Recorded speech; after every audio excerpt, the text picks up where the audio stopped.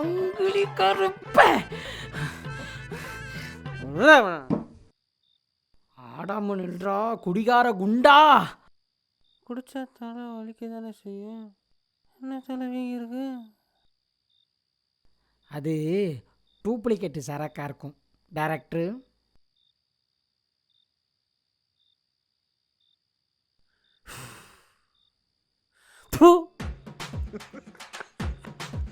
எதிர மச்சான் டேய்.